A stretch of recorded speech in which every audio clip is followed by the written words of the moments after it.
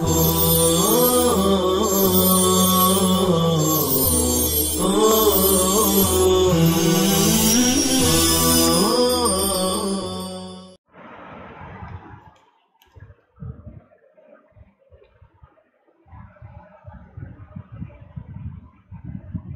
اللہ الرحمن الرحیم الحمد للہ وکفی وسلام علی عبادہ الذین اصطفی اما بعد فاعوذ باللہ من الشیطان الرجیم بسم اللہ الرحمن الرحیم وقولہم انا قتلنا المسیح عیسی ابن مریم رسول اللہ وما قتلوه وما صلبوه ولكن شبه لهم وإن الذين اختلفوا فيه لفي شك منه ما لهم به من علم إلا اتباع الظن وما قتلوه يقينا بل رفعه الله إليه وكان الله عزيزا حكيما صدق الله العلي العظيم۔ عزیز طلبہ، کل یہودیوں پر لعنت اور عذاب کے اسباب کو بیان کیا جا رہا تھا۔ اسی سلسلے کی یہ آیت بھی ہے کہ وہ لوگ کہتے تھے کہ ہم نے مسیح عیسیٰ ابن مریم کو قتل کر دیا۔ اس کا عطف بھی ماقبل پر ہے، جیسے فَبِمَا نَقْضِهِمْ کہ ان کے اپنے عہد و پیمان کے توڑنے کے سبب سے ہم نے انہیں عذاب دیا، ان پر لعنت کی، ویسے ہی ہمارا ان پر عذاب اور ان پر لعنت ان لوگوں کے یہ بکواس کرنے کی وجہ سے بھی ہوا کہ وہ کہتے تھے انا قتلنا المسیح کہ ہم نے مسیح عیسیٰ ابن مریم کو قتل کیا۔ وقولہم جو مجرور ہے ماقبل مجرور پر عطف ہونے کی وجہ سے یہ عطف سبب علی السبب کے قبیل سے ہے۔ صاحب تفسیر نے وقولہم کے بعد مفتخرین کی عبارت نکالی، یعنی ان لوگوں کا یہ کہنا فخریہ ہوتا تھا۔ اس سے ان لوگوں کے اس قول کی مذمت کو تاکیداً بیان کرنا ہے، یعنی ایک تو چوری اور اس پر سینہ زوری کہ انہوں نے بھلے حضرت عیسیٰ کو حقیقت میں قتل نہیں کیا، لیکن قتل کرنے کے درپے ہوئے اللہ نے ان کی حفاظت کی، انہیں اٹھا لیا، لیکن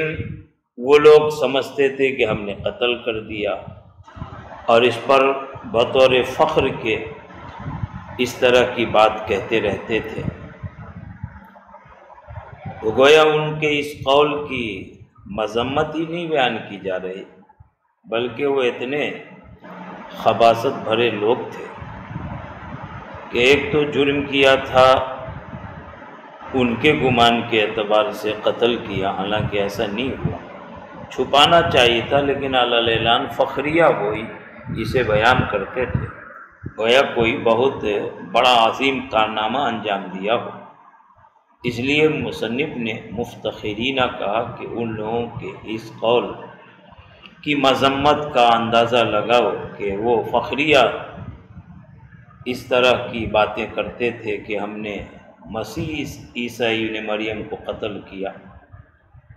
واقعہ آگے تفصیل سے آ رہا ہے، اس سے پہلے آپ یہ سمجھ لیں کہ مسیح یہ فاعل کے وزن پر یا تو اس میں فاعل کے معنی میں ہے یا اس میں مفعول کے معنی میں۔ اگر اسم فاعل کے معنی میں ہو تو مسیح ماسح کے معنی میں ہوگا، اور اگر اسم مفعول کے معنی میں ہو تو مسیح ممسوح کے معنی میں ہوگا۔ اسم فاعل کے معنی میں لے ماسح، آپ جانتے مسح ہاتھ پھیرنے کو کہتے ہیں، پوچھنے کو کہتے ہیں۔ حضرت عیسیٰ علیہ السلام کو جو معجزہ دیا گیا تھا کہ وہ مریض، بیمار، مادرزاد، اندھے اور برس کی بیماری وغیرہ، کوڑ کی بیماری وغیرہ والے لوگوں پر اپنا ہاتھ پھیر دیتے تھے، اور اللہ نے ان کے ہاتھ میں شفا رکھ دی تھی، اس دست شفا کا اثر ہوتا تھا کہ بیمار اپنی بیماری سے ٹھیک ہو جاتا، فوراً کھڑا ہو جاتا۔ تو مریضوں بیماروں پر ان کے ہاتھ پھیر دینے سے جو معجزہ کا ظہور ہوتا تھا، اسی وجہ سے ان کا یہ نام مسیح پڑ گیا، یعنی وہ ماسح تھے، مسح کر دینے والے، ہاتھ پھیر دینے والے۔ یا مسیح ممسوح کے معنی میں ہے، اس کا مطلب ہوگا کہ ان پر پھیرا گیا تھا۔ چنانچہ روایت سے معلوم ہوتا ہے کہ حضرت جبریل علیہ السلام نے برکت کے ساتھ اپنا پر ان پر پھیر دیا تھا، لہٰذا وہ سراپا بابرکت ہو گئے تھے۔ بہرحال مسیح یا تو ماسح کے معنی میں یا ممسوح کے معنی میں، اسم فاعل یا اسم مفعول۔ عیسیٰ ابن مریم، یہاں عیسیٰ کی نسبت ان کی ماں حضرت مریم کی طرف ہے، حالانکہ انسانوں میں جو نسب جوڑتا ہے، نسل چلتی ہے وہ باپ سے، مرد سے، لیکن چونکہ ان کا کوئی باپ نہیں ہے، یہ اللہ کی قدرت سے خلاف واقعہ، محض ایک ماں سے وجود پذیر ہوئے تھے، ان کا کوئی باپ ہی نہیں ہے، اس لیے ان کے تعارف کے لیے ان کا نسب باپ کی طرف کیسے بیان ہوتا، اسی وجہ سے انہیں ان کی ماں کی طرف منسوب کر دیا گیا، جس سے اللہ کی قدرت بیان کرنا بھی مقصود ہے۔ مسیح عیسیٰ ابن مریم رسول اللہ، یہ رسول اللہ پر سوال ہو سکتا ہے کہ یہ تو ان یہودیوں کا قول ہے کہ وہ کہتے تھے ہم نے مسیح عیسیٰ ابن مریم کو قتل کیا جو اللہ کے رسول، حالانکہ وہ لوگ اگر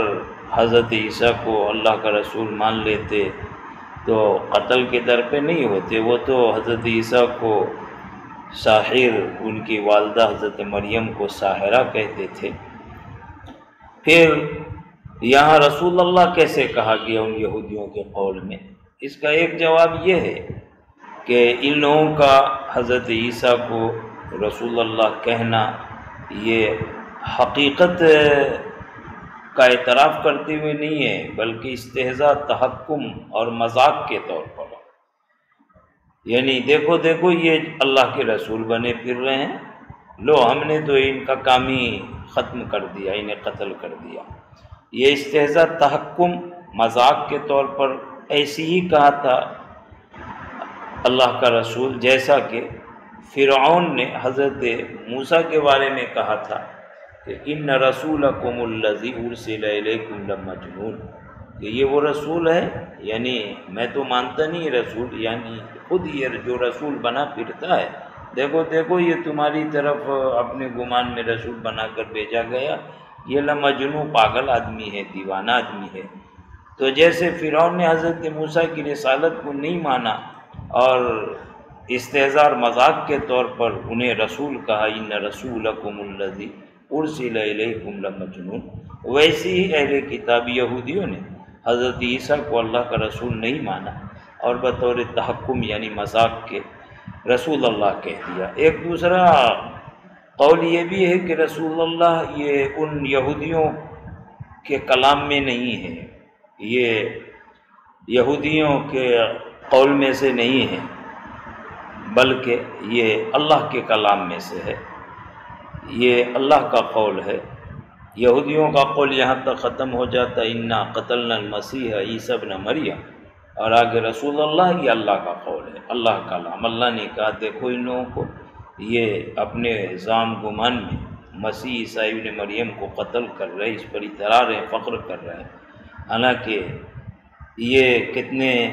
خبیث لوگ ہیں کہ انہیں قتل کر رہے ہیں جن کو اللہ نے رسول بنایا۔ رسول اللہ یہ اللہ کے کلام میں سے ہے، اور یہ جو منصوب ہے یہ مدح کی بنا پر منصوب ہے، امدح فعل مقدر ہوگا محذوف، اور اس کی وجہ سے یہ منصوب ہو جائے گا مفعول بہ ہو کر، اصل عبارت ہوگی امدح رسول اللہ، یعنی جس کو یہ لوگ قتل کر رہے ہیں یا قتل کرنے کا اعلان کر رہے ہیں، خبر دے رہے ہیں، یہ وہ ہیں جو جنہیں اللہ نے رسول بنایا، اللہ کا رسول ہے یہ۔ فرمایا اور ان لوگوں کے یہ کہنے کی وجہ سے کہ ہم نے مسیح عیسیٰ ابن مریم کو قتل کیا جو اللہ کا رسول، فی زعمہم، یہ فی زعمہم قتلنا سے متعلق ہے، یعنی حقیقت میں تو حضرت عیسیٰ کو قتل نہیں کر پائے، لیکن ان کا گمان یہ تھا، وہ سمجھ رہے تھے کہ ہم نے ان کو قتل کیا،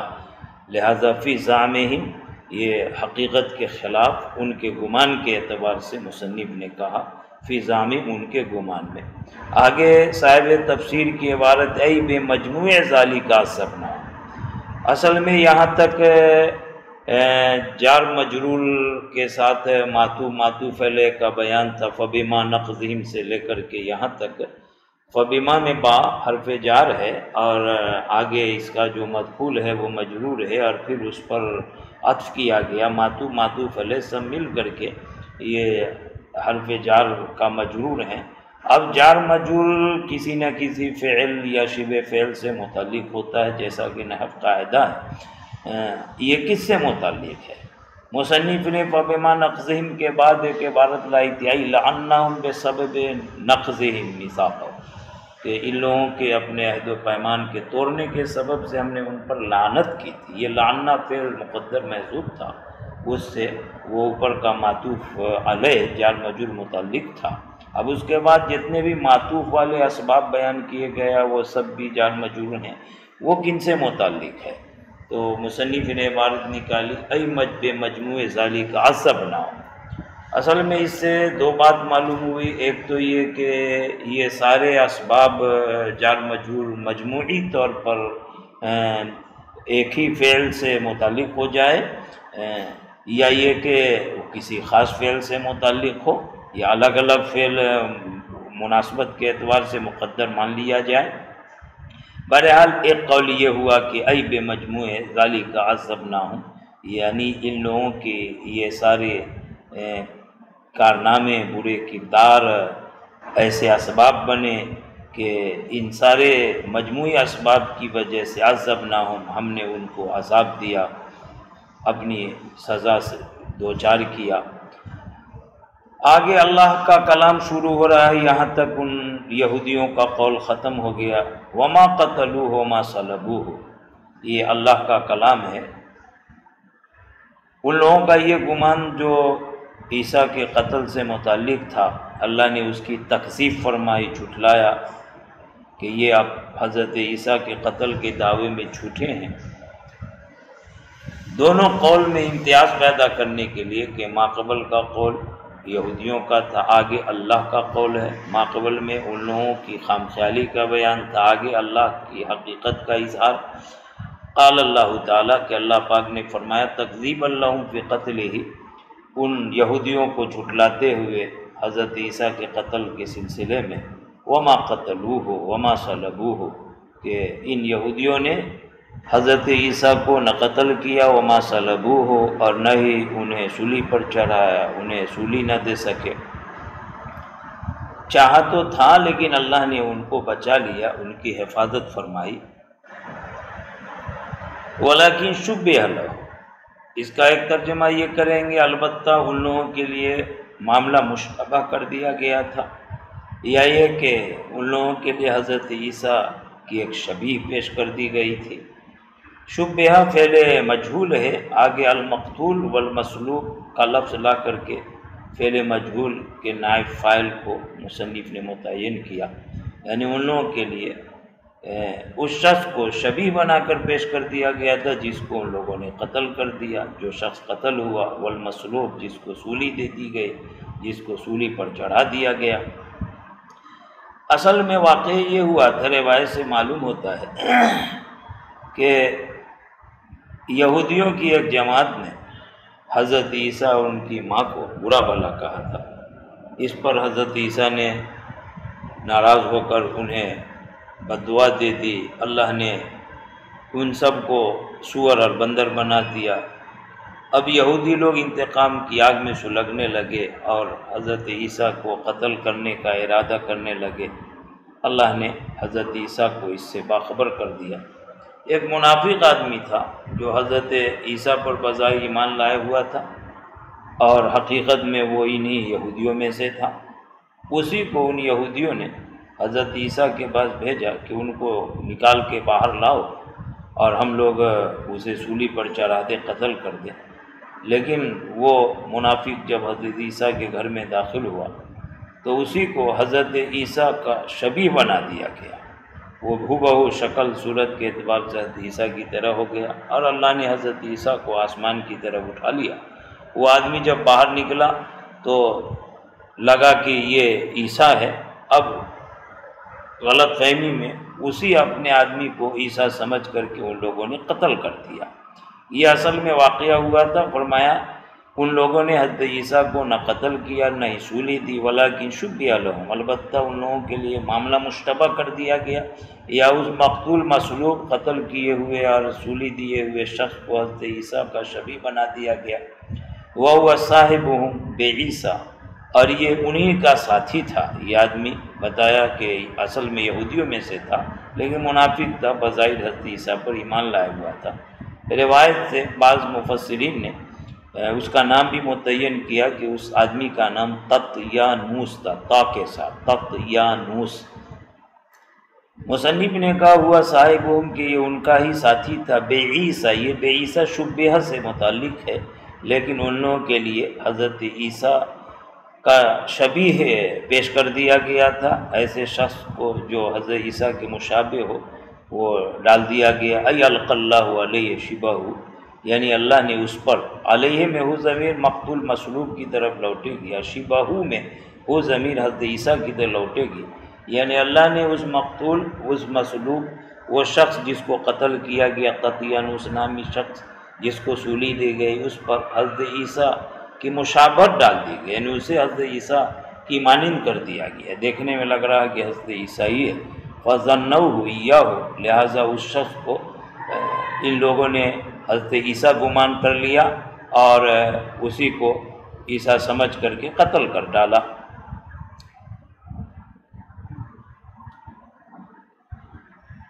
وَإِنَّ الَّذِينَ اخْتَلَفُوا فِيهِ، یہاں سے حقیقت کا اظہار ہو رہا ہے کہ یہ لوگ عیسیٰ کے سلسلے میں اختلاف کر رہے ہیں، یہ عیسیٰ کے قتل کے تعلق سے شک میں پڑے ہوئے ہیں۔ لفی شک کی منہ ہو ضمیر حضرت عیسیٰ کی طرف لوٹے گی، اور مضاف قتل محذوف ہے، ای میں قتل ہی۔ یہ لوگ عیسیٰ کے بارے میں جو اختلاف کر رہے ہیں وہ عیسیٰ کے قتل کے تعلق سے شک میں ہے، اصل میں انہی میں اختلاف پیدا ہو گیا تھا، جیسا کہ مصنف نے آگے کہا، حیث قال بعضهم، کہ بعضوں نے کہا کہ یہ چہرہ تو عیسیٰ ہی کا چہرہ لگ رہا ہے، لیکن جسم عیسیٰ والا جسم نہیں ہے، دونوں میں فرق ہے، لگتا ہے کہ یہ عیسیٰ نہیں ہے یہ۔ اور بعضوں نے کہا بل ہوا بلکہ یہ بعینی وہی ہے، عیسیٰ ہی ہے۔ صاحب تفسیر نے عبارت نکالی جس سے اختلاف اور شک کی وضاحت کی جا رہی، حیث قال بعضهم، کیونکہ بعضوں نے کہا لما راؤ القتل مقتول، جب ان لوگوں نے اس قتل کیے گئے سولی دیے ہوئے شخص تطیانوس کو دیکھا کہ الوجہ وجہ عیسیٰ، کے چہرہ تو عیسیٰ کا چہرہ ہے، والجسد لیس بجسد، لیکن جسم عیسیٰ والا جسم نہیں ہے، فلیس بھی، لہٰذا یہ عیسیٰ نہیں ہے۔ بعضوں نے کہا، دوسرے لوگوں نے قال آخرون بل ہوا بلکہ یہ تو بعینی وہی ہے، یعنی عیسیٰ ہی ہے۔ اصل میں اشتباہ اس لیے ہوا کہ بھائی ہم نے جس آدمی کو بھیجا تھا یہ عیسیٰ کی شکل میں باہر آیا، تو اگر یہ واقعتاً عیسیٰ ہے تو وہ ہمارا ساتھی کہاں گیا، اور اگر یہ عیسیٰ نہیں ہے ہمارا ہی ساتھی ہے تو پھر عیسیٰ کدھر گیا، عیسیٰ کا کیا ہوا؟ دونوں ہونے چاہیے لیکن ایک ہی ہیں، اس وجہ سے ان میں اختلاف ہوا اور وہ شبہ میں پڑ گئے، حقیقت کچھ اور تھی۔ اللہ نے فرمایا ما لہم بہ من علم، کہ ان لوگوں کے لیے حضرت عیسیٰ کے قتل کے سلسلے میں بہی ہو ضمیر قتل عیسیٰ کی طرف لوٹ رہی ہے، عیسیٰ کے قتل کے سلسلے میں من علم، کوئی علم نہیں ہے، الا اتباع ظن، سوائے ظن گمان کی پیروی کرنے کے۔ یہاں الا اتباع ظن کے بارے میں مصنف فرماتے ہیں استثناء منقطع، کہ یہ استثناء ہے ما قبل سے، اور یہ استثناء متصل نہیں بلکہ منقطع۔ آپ جانتے ہیں کہ کہ مستثنا منہ کی جنس سے ہو تو استثناء متصل، اور مستثنا منہ کی جنس سے نہ ہو تو استثناء منقطع۔ علم سے استثناء کیا گیا الا اتباع الظن، سوائے گمان کی پیروی کے۔ یہ استثناء منقطع اس لیے ہے کہ علم تو یقین کا نام ہوتا ہے، اور علم کے قبیل سے ظن ہو ہی نہیں سکتا۔ ظن تو محض گمان کو کہتے ہیں، محض اٹکل پچو کی باتیں کرنا، ٹامک ٹوئی مارنا۔ تو علم یقین مستثنا منہ الگ ہے، اور ظن گمان کی پیروی مستثنا یہ بالکل الگ ہے۔ یہ مستثنا منہ کی جنس میں سے نہیں ہے، اس لیے یہ استثناء منقطع ہے۔ فرمایا لیکن یتبعون فیہ، البتہ اس بارے میں وہ محض گمان کی پیروی کر رہے ہیں، الظن الذی تخیلوہ، جو گمان انہوں نے خود اپنے خیال میں پیدا کر لیا تھا۔ تو یہ محض گمان اور خیال کی باتیں ہیں، علم یقین کے قبیل کی باتیں نہیں ہیں۔ حقیقت میں اللہ نے ان کو بچا لیا تھا، وہ قتل نہیں کر پائے۔ مزید آگے کہا ما قتلوہ یقینا، کہ انہوں نے حضرت عیسیٰ کو یقینی طور پر قتل نہ کر پائے۔ یقیناً یہ حال مؤکد ہے، حال مؤکدہ یعنی ترکیب میں حال ہے، اور یہ حال ماقبل اپنے ذوالحال کی تاکید کر رہا ہے۔ ما قتلوہ میں قتل کی نفی کی کہ انہوں نے عیسیٰ کو قتل نہیں کیا۔ یقیناً یقینی طور پر یہ حال کون عدم القتل یقیناً، دراحلے کہ یہ قتل کا نہ ہونا یقینی طور پر ہوا۔ معقول میں بتایا گیا ہے کہ اعادہ معنی سابق کو تاکید کہتے ہیں، تو ما قتلوہ میں قتل کی نفی کی، اور اسی معنی کا اعادہ یقیناً کے ذریعے سے فرما رہے ہیں۔ یہ ترکیب میں حال ہوا، اور ساتھ ساتھ اپنے ذوالحال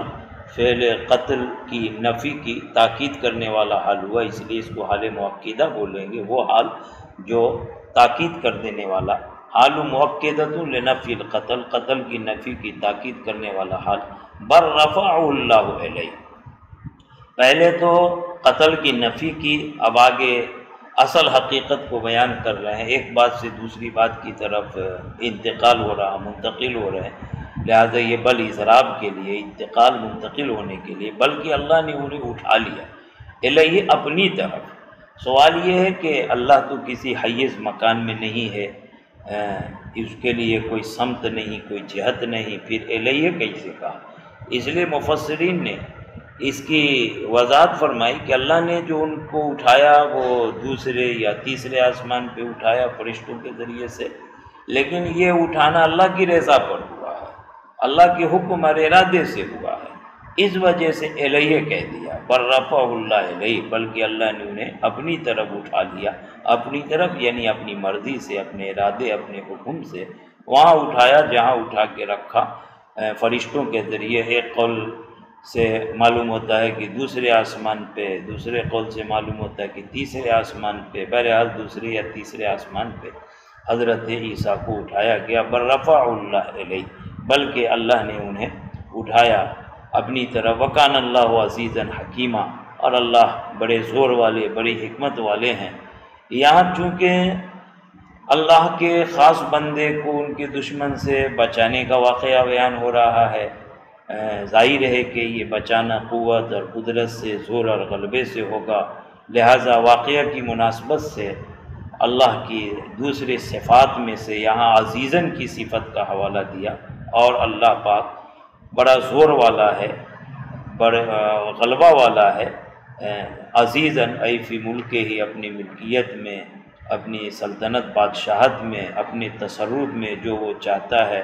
وہ کر گزرتا ہے، اس پر کسی کا زور نہیں چلتا، بلکہ وہ سب پر زور آور ہے۔